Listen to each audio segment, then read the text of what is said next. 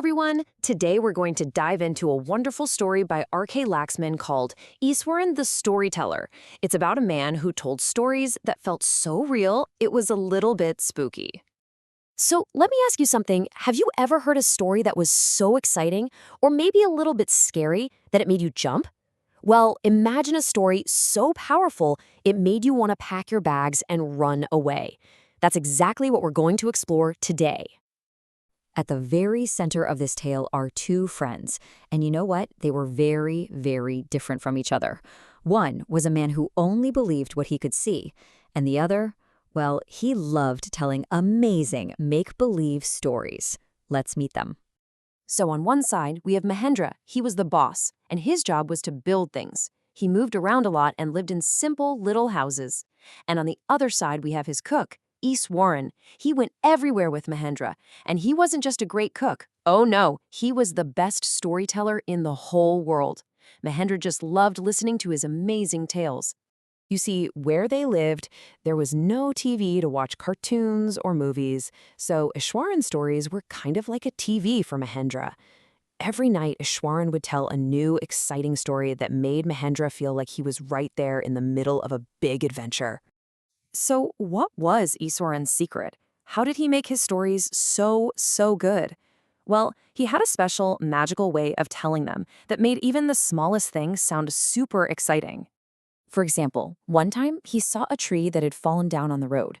But he didn't just say, "I saw a fallen tree." Oh no, he made it sound much more thrilling. He said he saw a giant, bushy beast lying on the road. He made it sound so scary. And then he would laugh and say it was just a silly old tree. What a fun trick. You know, Iswaran had a few secret tricks. He loved reading exciting storybooks, and he learned how to make everything sound really dramatic. When he told a story, he would make funny faces, raise his eyebrows way up high, and use his hands to show what was happening. And you know what? Every single story always had a big surprise at the end. Okay, get ready for one of his best stories ever. This one isn't about a tree. No way. It's about a huge, wild elephant on the loose. Iswaran told a story about a giant elephant that escaped. First, it ran into the town and started smashing all the little shops selling fruits and vegetables. Then, it broke into a school playground. All the kids screamed and had to hide. The elephant even knocked over the big soccer goal and flattened a water drum with a big stomp. And guess what Iswaran said he did? He said that he, just a little boy back then, bravely walked right up to the giant elephant and gave it a little whack on its toenail. Just a little tap, and the giant elephant shivered all over and fell right down.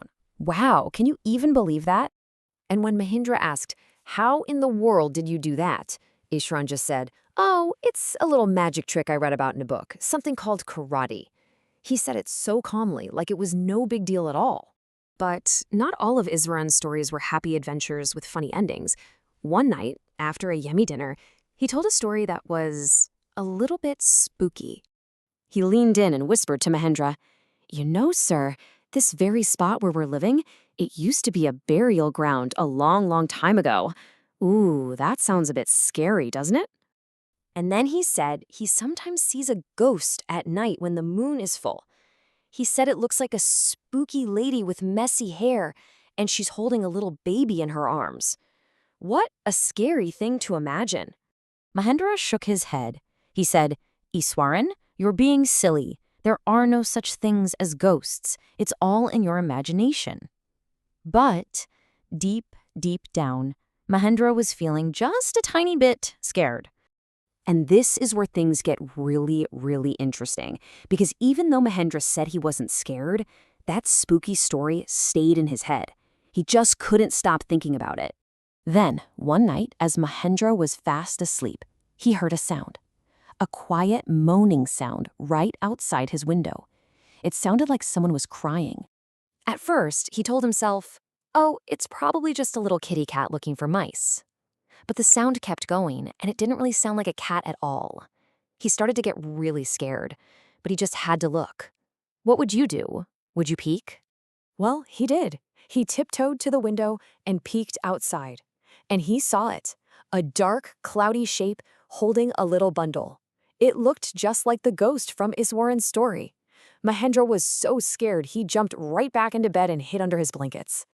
The next morning, Iswaran came in with a big smile. He asked, "Sir, did you hear that crying last night?" And then he said, "I think you saw the ghost, didn't you?"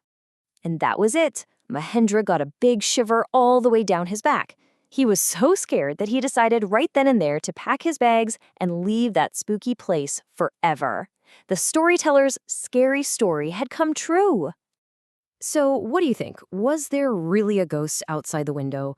Or was Iswaran playing a very clever trick to make his story feel extra, extra real?